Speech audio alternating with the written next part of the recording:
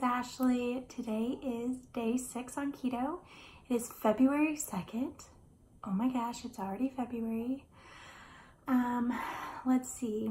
It is a Saturday. So I slept in till probably about 11 o'clock. I woke up, made me a big cup of coffee, and I sweetened it and flavored it just like I normally do with Splenda, because that's what I have. 2 spoonfuls of nut pods, and then 2 spoonfuls of the heavy whipping cream. So that kept me full for about a good portion of the morning and afternoon. About 2:30 was when I actually had my first meal. And I mentioned this earlier, but eggs tend to make me sick. So if I do eat eggs, it is on the weekend. So today I tried that. I had 1 scrambled egg with cheddar cheese on top. And then I did half an avocado and 3 slices of bacon, which was in the video prior to this. Right now it's about 6 o'clock at night. I'm about to make dinner. I'm gonna make chicken thighs with pesto on top and fresh mozzarella and some cherry tomatoes, and I'm gonna bake that. I think though I might blacken my chicken first just to get a good crust on it, then put the pesto and the mozzarella and then put it in the oven and bake it. So I'm gonna record that, and then me and my husband have some running around to do. It is like crazy late to be running around, but we need to go to Home Depot, and then I really want to go to Whole Foods and look at the pork rind selection that they have. That may or may not happen. I don't know. It really depends on if he wants to get out of the house or not. If we don't, then it's going to be a lazy night, and more than likely we'll be on the couch watching a movie. And yeah, that's pretty much it. Tomorrow I plan on weighing myself and checking my ketones. So hopefully, I feel good. So I feel like I've lost weight. I don't know how much weight I've lost, but I definitely feel good. And I really hope I'm in ketosis, considering this is day 6 on keto and I haven't cheated once. So we will find out tomorrow. All right, that's all I have for right now. I'll take you along while I cook. Bye, y'all. Okay, I am going to be making keto caprese chicken. And so what you'll need is chicken thighs or chicken breast. I have chicken thighs. That's what I'm using. I actually like the taste of chicken thighs better than chicken breast, so that's what I'm using. I'm going to be seasoning it with pink Himalayan salt and black pepper. Then I'm going to be layering it with this basil pesto that I got from the grocery store. And if you look at the carbs, it has 1 gram of carb per 2 tablespoons. So that's about how much I'm going to put on each chicken thigh. After I put that, I'm going to be taking fresh mozzarella and slicing it and layering that on top of it. And then sprinkling grated Parmesan cheese. This is 0 carbs. And then I'm gonna just sprinkle it with dried basil on top. So that's how I'm gonna make this chicken caprese keto version. I have the oven right now heating at 400 degrees, and it's gonna bake for about 40 minutes. Okay, I am about to slice up my mozzarella cheese, and I realize I don't think I shared that you also need cherry tomatoes. Now, I am not gonna put this whole entire container. I'm just probably gonna put a few, and I'm gonna leave them whole, and they're gonna just bake with the chicken on the side.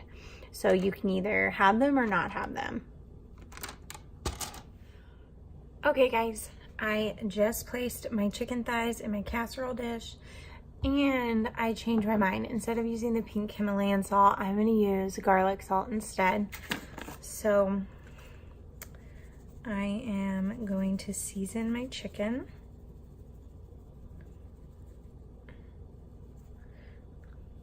Okay. And then I am going to put black pepper on top of that.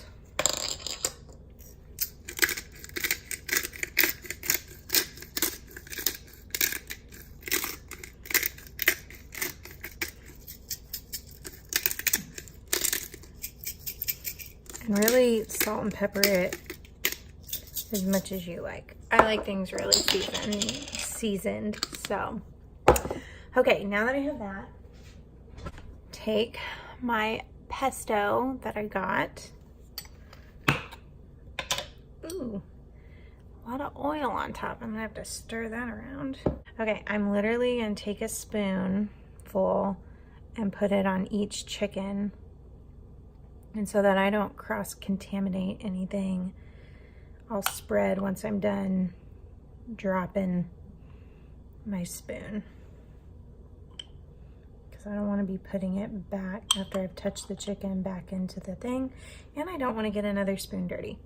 Okay, so there we go. I got one spoonful on each, and then I'm going to take my spoon and I'm just going to kind of spread it across. Man, this has lots of chunks of garlic, which I love. I love garlic. All right. This is the first time I've ever made this, so we'll see how it turns out. One of my friends at work she's not on keto, but she was saying she found this recipe, and she is a mom of 2, and she was like, I just need things that are quick and fast and in one pan. And so she was telling me about it, and I was like, dang, that could be like keto. That's keto friendly. So I'm gonna try it out. I don't think she's tried it yet, so I will let her know how it turns out. Okay, so that looks good. I'm gonna go put this in the sink. Now that I have my pesto on it, I'm literally gonna take my slices of mozzarella and I'm just gonna lay it on top and hope that I have enough slices.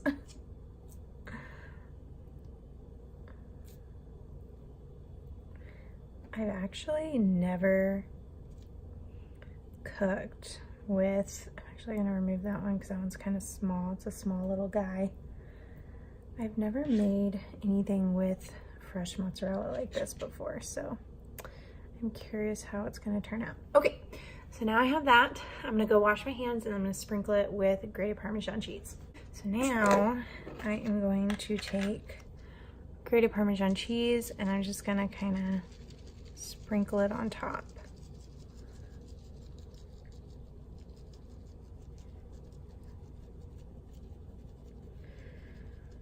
Just like that. Okay, that looks good. Okay, done with that.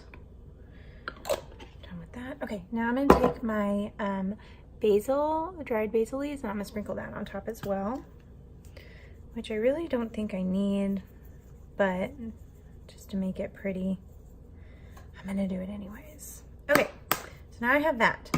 I am going to take a handful of these, rinse them real quick, and then I'm just gonna throw them on top. And I'm literally just gonna do this. Just kind of throw them in. My husband doesn't really like tomatoes. I absolutely love tomatoes, but I know he doesn't, so I'm not gonna cut them in half and all that. I'm just gonna throw them in just like that, and then I'll eat them if I want them. Okay, another thing I thought of, and this I'm just literally gonna improvise. I didn't put any oil at the bottom, but I think I'm gonna actually drizzle some olive oil on top and some balsamic vinegar because that's normally on a caprese salad. So I think I'm gonna do that. Okay, so I just have my olive oil bottle and I'm gonna hopefully do this very lightly. I don't want a lot, but I do want a little. Okay. And this guy didn't get that much. Okay. All right, so there's some olive oil. And now some balsamic, which I've never opened, so I need to open it. So this is 2 grams of carbs per 1 tablespoon. That's kind of a lot. But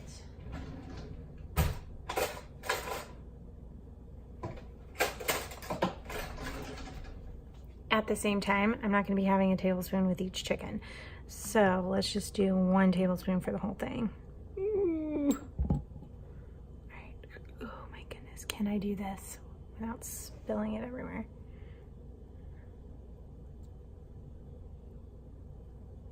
Okay. I'm literally just kind of tossing it around. Okay, that guy kind of got a lot. So I'm gonna do a little bit more. I think I'm gonna do half a tablespoon. Ooh, like I said, this is an experiment.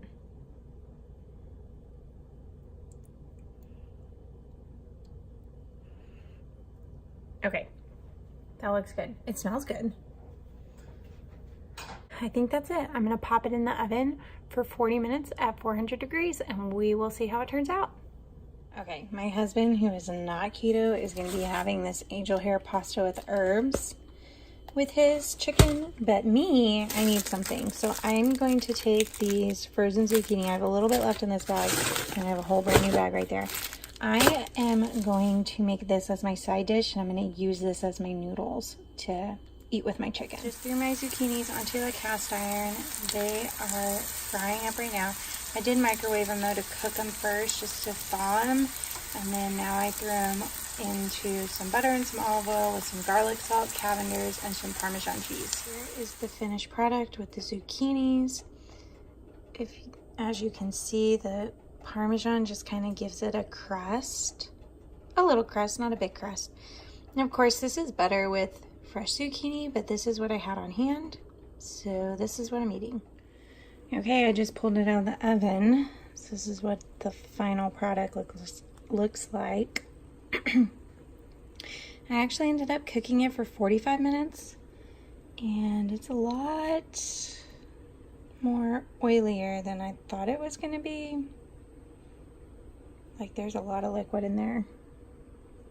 I don't know. It smells really good. It looks good to me. I mean, all that green juice is just pesto. So, we'll see how it turns out.